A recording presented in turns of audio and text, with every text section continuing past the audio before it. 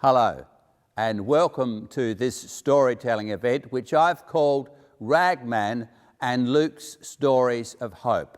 I'm Philip Liebelt. This storytelling event was originally to be part of the Warrnambool Easter Arts Festival. Warrnambool's in Victoria on the southeast coast of Australia, for those who might be watching this further afield. The Arts Festival has had to be cancelled because of the coronavirus. But I wanted to share these stories with you as a story of hope for you in these difficult times and as we come up to the Easter season. So I'd like to share with you today Luke's story of Jesus' crucifixion and resurrection. And then to share with you Ragman, a story written by Walter Wangerin Jr. back in the 1980s, which is a modern parable of the Easter story. Enjoy, and I hope it gives you an opportunity to reflect at this time as we face difficult times in our lives, but also seek to celebrate the season of Easter.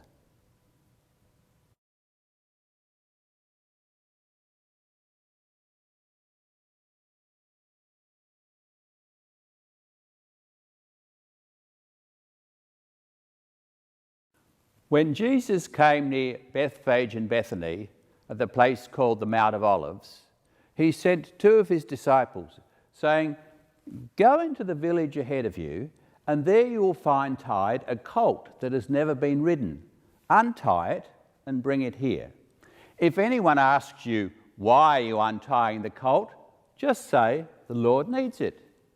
And so those who were sent departed and found it just as he had said. And while they were untying the colt, its owners asked, "Why are you untying the colt?" They said, "The Lord needs it." And they brought the colt to him. And having placed their cloaks on the colt, they set Jesus on it. And as he was riding along, people were throwing their garments on the ground. And when he came to the place where the road goes down to the Mount of Olives, a large crowd of his disciples began to praise God joyfully with a loud voice, saying, "Blessed is the King who comes in the name of the Lord. Peace in heaven and glory in the highest heaven." Some of the Pharisees in the crowd said to him, "Teacher, tell your disciples to be quiet." But he said to them, "Truly I tell you, if these were silent, the very stones would start shouting." Then he entered the temple and began to drive out those who were selling things there. And he said, "It is written, 'My house shall be a house of prayer,' but you have made it a den of robbers."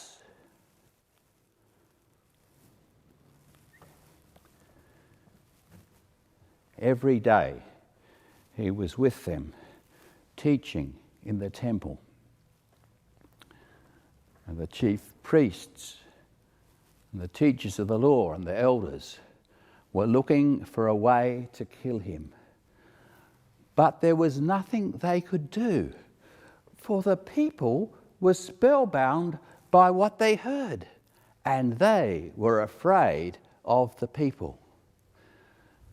Then Judas, called Iscariot, one of the 12, had Satan enter into him. And he went and conferred with the chief priests and the officers of the temple guard about how he might betray him to them. They were greatly pleased and agreed to give him money. And so he consented and began to look for an opportunity to betray him to them while no crowd was present. Then came the day of unleavened bread, on which the Passover lamb was to be sacrificed.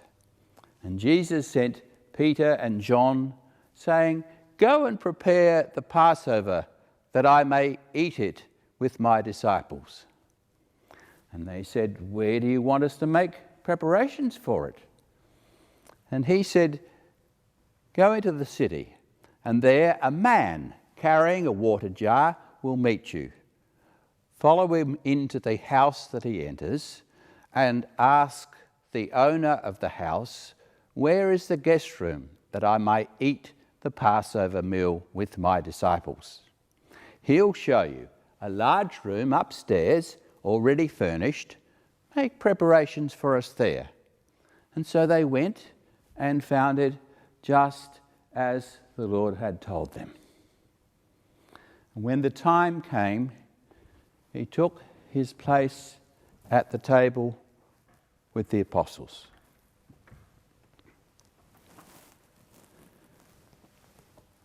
And he said to them, "I have eagerly wanted to eat this Passover with you before I suffer.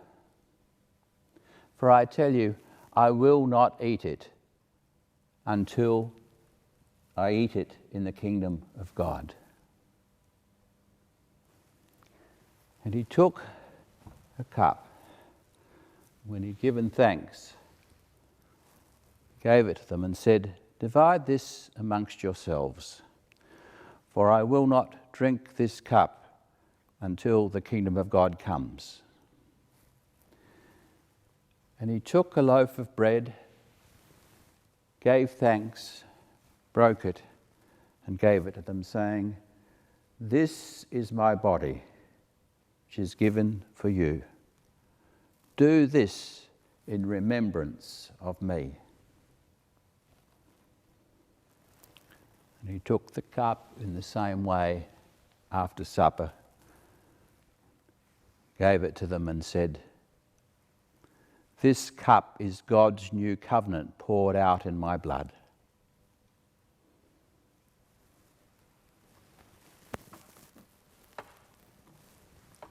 But look, the one who is to betray me is at the table with me.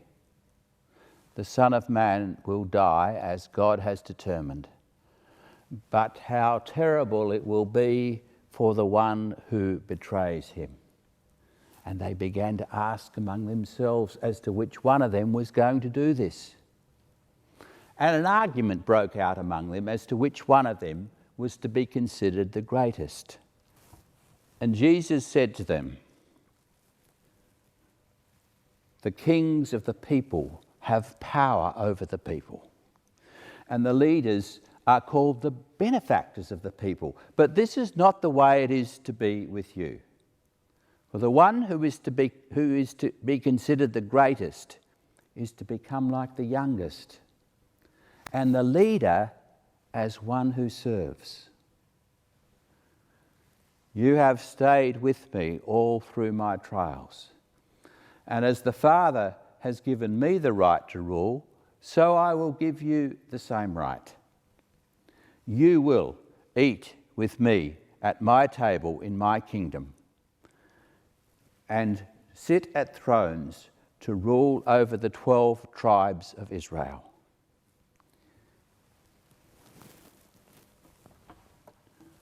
"Simon, Simon, Satan has demanded that he sift all of you like wheat. But I have prayed for you, that your faith will not fail you. And you, when you've turned back, strengthen your brothers." And Peter said to him, "Lord, I am ready to go with you to prison and to death." Jesus said to him, "Peter, before the cock crows this day, you will deny 3 times that you know me."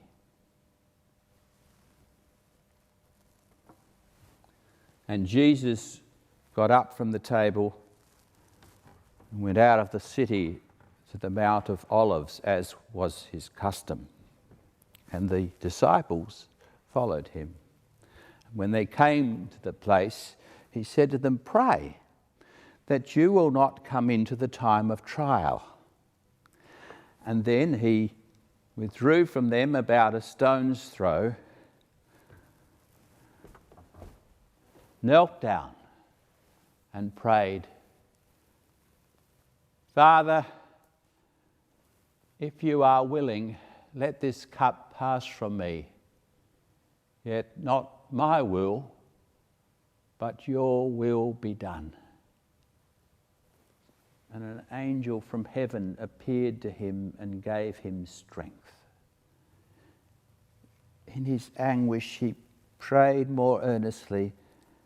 His sweat became like great drops of blood falling down to the ground.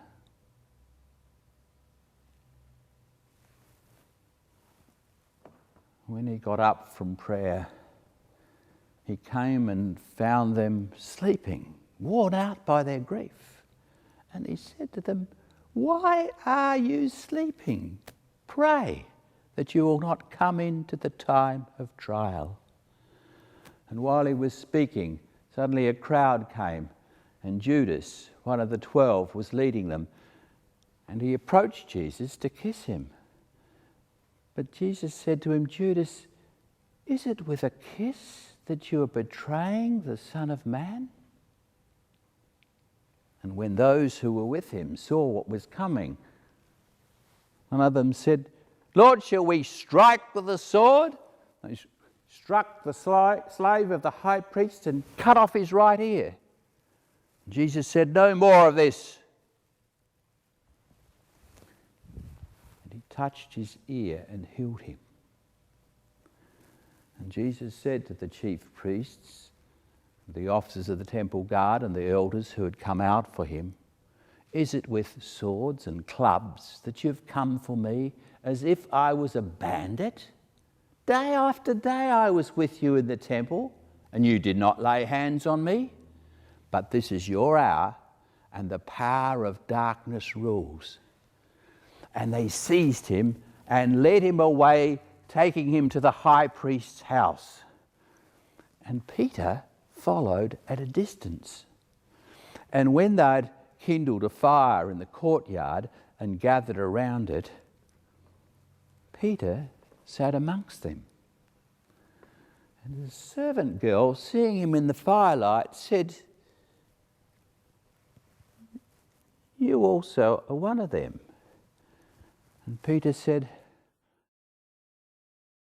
"Woman, I do not know him." Still another insisted, "Surely you also are one of them." And Peter said, "Man, I am not." And about an hour later, another kept insisting, "Surely you also are one of them, because you also are a Galilean. You were with him." But Peter said, "Man, I don't know what you're talking about." And immediately, while he was still talking, the cock crowed.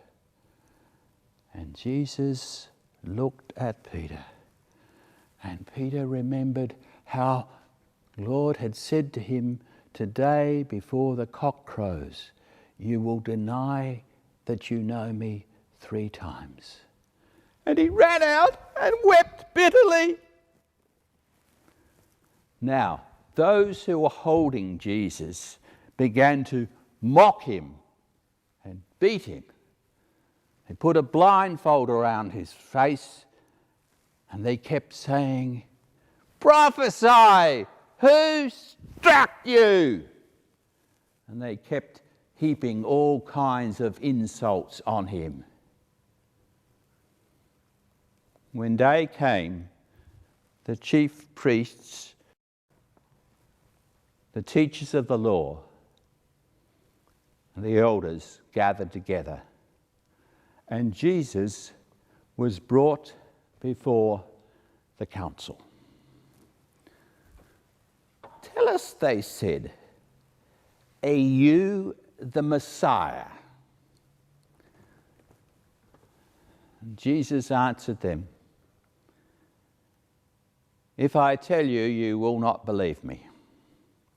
If I ask you a question, you will not answer me. But from now on, the Son of Man will be seated at the right hand of the power of God." "Are you the Son of God?" And Jesus answered, "You say that I am." "What further testimony do we need than this? We've heard it ourselves from his own lips." And that very hour they took him away and brought him before Pontius Pilate. And they began to make strong accusations against him, saying, "We found this man perverting the nation, forbidding us to pay taxes to the emperor, and claiming that he himself is the Messiah, a king." And Pilate said to him, "Are you the King of the Jews?" And Jesus answered, "You say so." And Pilate said to the chief priests and the leaders and the people, "I find no reason to condemn this man." But they insisted, saying, "He stirs up the people, teaching throughout Judea, beginning in Galilee, even to this place." When Pilate heard that he was a Galilean under Herod's jurisdiction, he sent him off to Herod, who was himself in Jerusalem at that time. Now, when Herod saw Jesus, he was very pleased, for he had heard about him and had been wanting to see him for some time, because he was hoping that he would perform some sign. Herod questioned Jesus at great length, but Jesus gave no answer. Chief priests, the teachers of the law, made strong accusations against him. Even Herod and his soldiers treated him with contempt and mocked him. He put an elegant robe on him and sent him back to Pilate. From that day, Herod and Pilate were friends. Before that, they'd been enemies.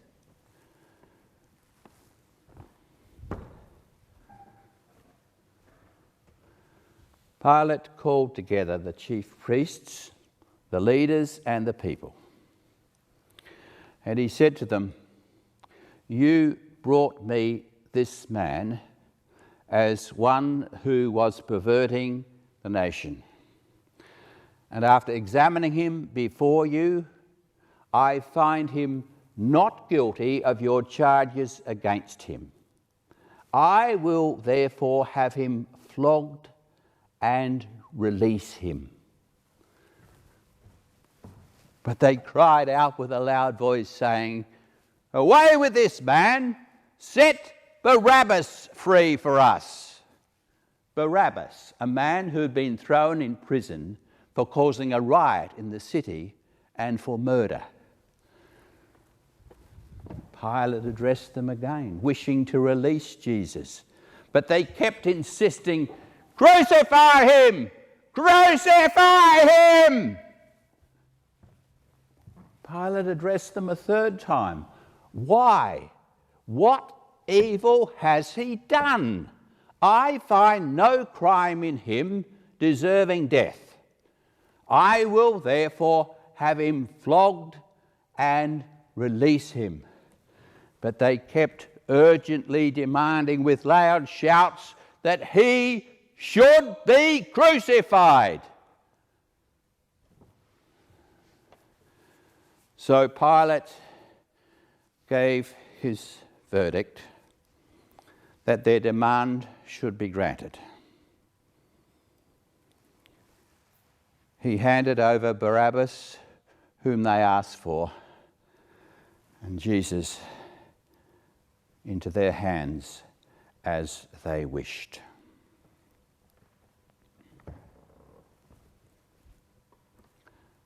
And as they led him away, they seized a man, Simon of Cyrene, who was coming in from the country, and made him carry the cross behind Jesus.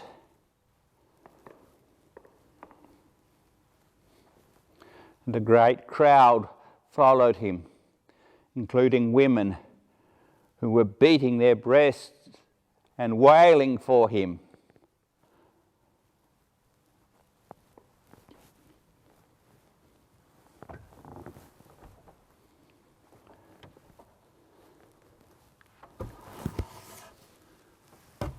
And when they came to the place called the Skull,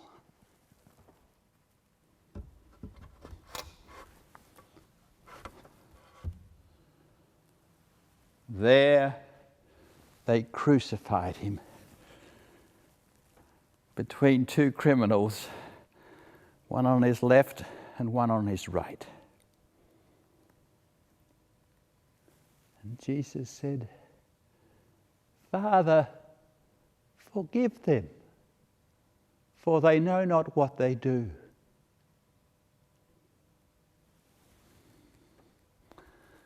And they cast lots to divide his garments. The crowd of people stood by watching these things. But the rulers scoffed at him, saying, "He saved others. If he is the Christ, God's chosen one, let him save himself." And the soldiers also mocked him, coming up and offering him sour wine and saying, "If you're the king of the Jews, save yourself." There was an inscription above him which said, "This is the King of the Jews." And one of the criminals that hung there with him also mocked him, saying, "Aren't you the Messiah? Save yourself and us." But the other one rebuked him, saying, "Don't you fear God, since you are under the same sentence? We are getting what we deserve for what we have done, but he has done nothing wrong." And he said to Jesus, "Jesus, remember me when you come into your kingdom." And Jesus said to him, "Truly I tell you, today you will be with me in paradise." It was now about noon, and darkness came over the city until 3 o'clock in the afternoon. And while the sun's light failed, the curtain in the temple was ripped in two from top to bottom.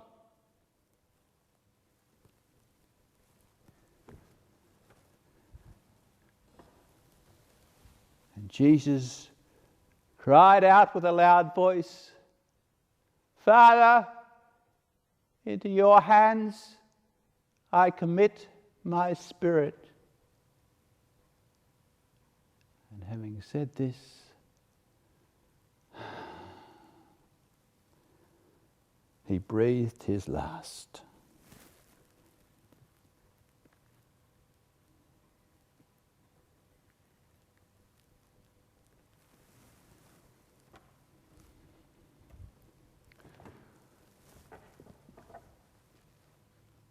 When the centurion saw this, he praised God, saying, "Surely this man was righteous." When the people who had gathered for this spectacle saw this, they went home beating their breasts.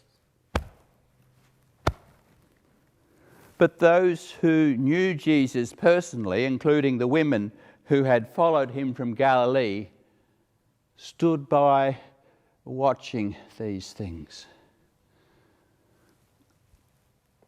Now there was a good and righteous man named Joseph from Arimathea, a town in Judea. He was a member of the council who had not consented to their decision and action, and he was waiting for the kingdom of God. He went and asked Pilate for the body of Jesus, and he took it down and wrapped it in a linen cloth and laid him in a rock-hewn tomb in which nobody had yet been laid. It was the day of preparation and the Sabbath was beginning. The women who had followed him from Galilee came and saw the tomb and how his body was laid. And they went home to prepare spices and ointments. On the Sabbath day, they rested according to the commandment. But on the first day of the week at early dawn, they came to the tomb with the spices they had prepared. And when they got there, they found the stone rolled away from the tomb. And when they went in, they did not find the body. And while they were perplexed about this, suddenly 2 men in dazzling clothes appeared before them, and they were terrified, and they bowed their faces to the ground. The men said to them, "Do not be afraid. Why do you seek the living among the dead? He is not here, but has arisen. Remember how he told you in Galilee that the Son of Man must be handed over to sinners, condemned to death and crucified, and on the third day rise again?" And then they did remember these things. And returning from the tomb, they told all this to the 11 and the rest. Now this was Mary Magdalene, Joanna, Mary the mother of James, and the other women who told this to the apostles. But they did not believe them. They considered it an idle tale. But Peter got up and ran to the tomb, and stooping and looking in, he saw the grave clothes by themselves, and he went home amazed at what he had seen. On that same day, 2 of them were going to a town named Emmaus, about 7 miles, 11 kilometres from Jerusalem, and talking about all these things that had taken place in those days. And as they were walking, Jesus walked with them, but their eyes were kept from recognising him. And he said to them, "What are you discussing amongst yourselves while you walk along?" And they stood still and looked sad. And one of them, Cleopas by name, said, "Are you the only stranger in all Jerusalem who does not know the things that have taken place there in these days?" And Jesus said, "What things?"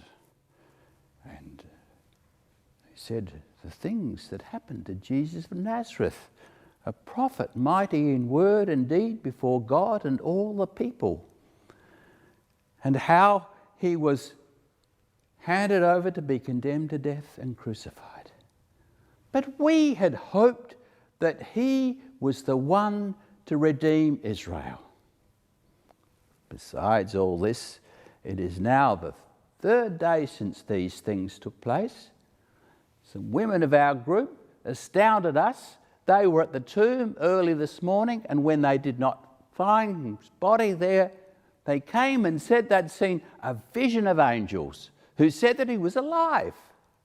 Some of our group went to the tomb and saw it just as the women had said, but they did not see him.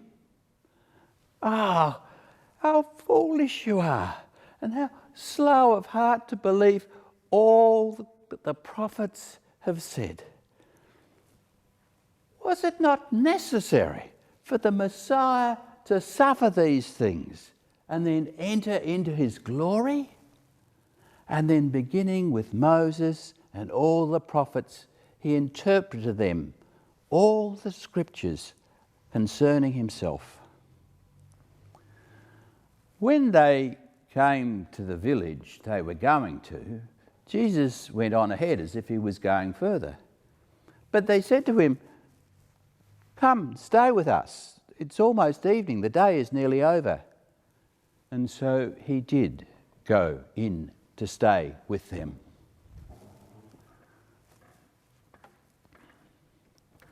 And at the table he took bread, blessed and broke it, and gave it to them. Then their eyes were opened and they recognized him, but he vanished from their sight. And they said to one another, "Did not our hearts burn within us while he was talking to us on the road, while he was opening the scriptures to us?" And that very hour they got up and went back to Jerusalem and found the 11 and their companions gathered together. And they were saying, "The Lord has risen indeed and has appeared to Simon." And then they told what had happened on the road and how it had been made known to them in the breaking of the bread. And while they were talking about these things, Jesus himself stood in their midst, and he said to them, "Peace be with you."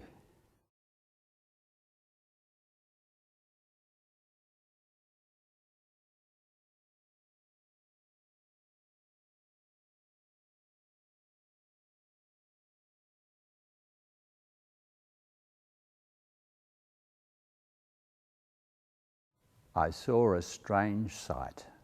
I stumbled upon a story so strange that nothing my life, my street sense, my sly tongue had ever prepared me for. Hush now, and I'll tell it to you. Even before dawn one Friday morning, I noticed a young man, strong and handsome, pulling an old cart full of rags, bright and new. He cried out with a loud tenor voice, "Rags!" Ah, the sound was sweet in the dark, sour, early morning air. "Rags! New rags for old! I take your tired rags! Rags!"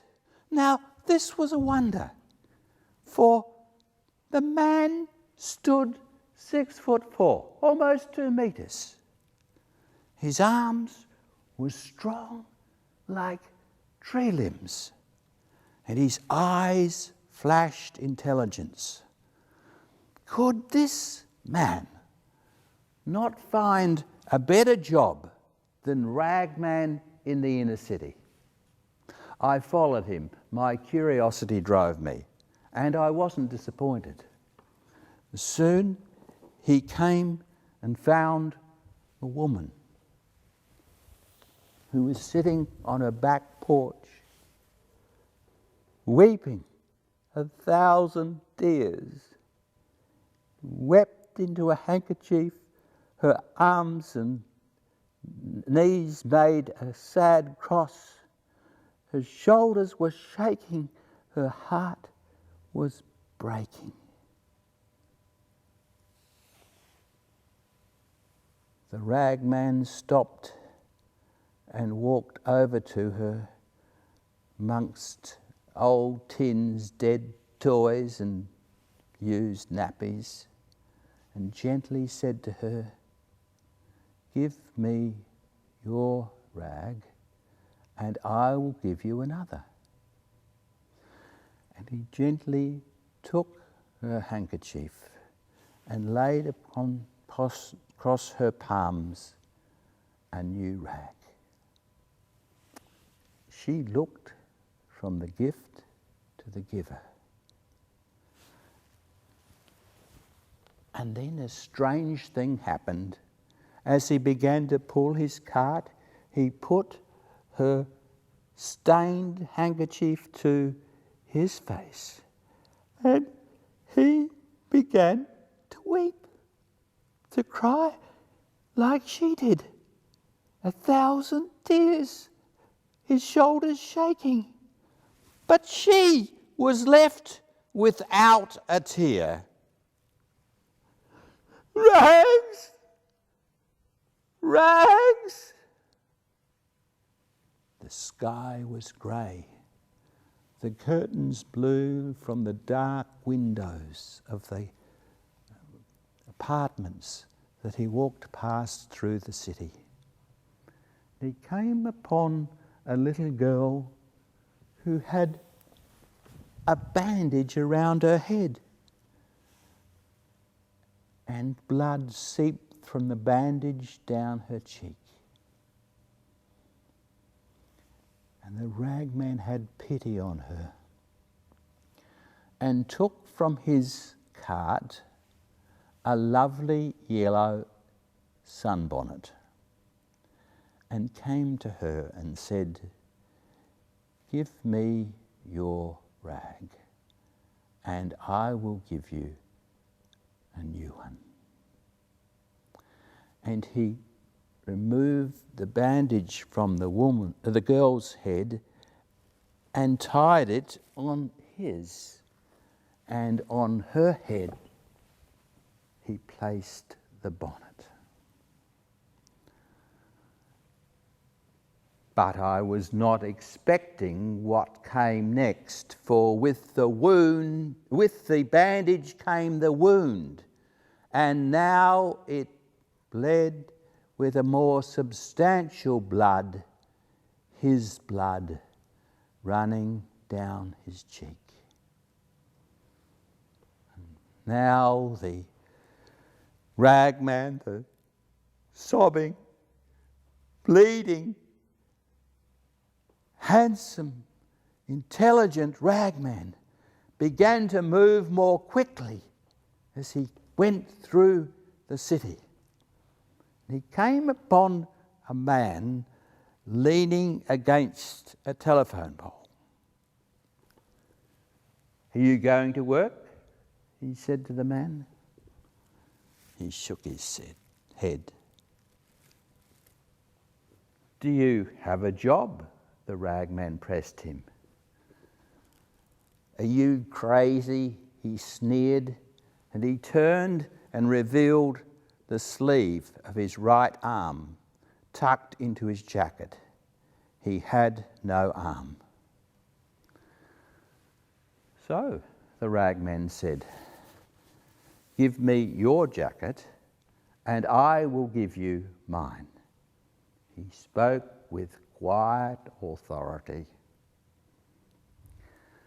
And so the one-armed man took off his jacket and the ragman took off his, and I blinked and I could not believe what I saw, for with his jacket went his arm, and now the one-armed man had two strong arms like tree limbs, and the ragman had only one. Go to work. And now he came to a drunk, lying unconscious under an army jacket, an old man, sick and weak. He took the army blanket and put it around his shoulders, and for the drunk he left new clothes. And now he seemed to skip with speedy legs, even though he was sobbing grievously, bleeding profusely from the head, falling with sickness and drunkenness, old and wizen. He skittered through the alleys of the city and came to the limits of the city. Oh, how I wept to see the change in this man. And now I wanted to help him in what he did, but I held back, hiding. The little old ragman climbed a small hill at the landfill, at the garbage tips, and he laboriously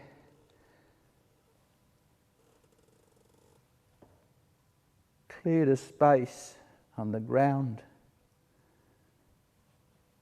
and with a sigh he lay down and pillowed his head with a jacket and a handkerchief and covered himself with an army blanket. And he died. Oh, how I wept to see that death, for I had grown to love the ragman. How I mourned to see his suffering and the change that had taken place. And now he had died. Oh, I wept myself to sleep. I did not know, I could not know that I slept through Friday night, through Saturday and its night also. And on Sunday, I was struck with a violence. A bright light hit me, and I looked, and I blinked, and I saw the most wondrous sight of all. For there was the ragman, a scar on his forehead, but alive and well. He folded the army blanket, and all the rags in his cart gleamed for newness and cleanness. Well, then I got up and walked to him. I told him my name with shame. I was a pitiful sight before him. And I took off my clothes in that place, and I said to him, "Dress me." The ragman dressed me. He put new clothes on me, and I was a wonder beside him. The ragman, the Christ.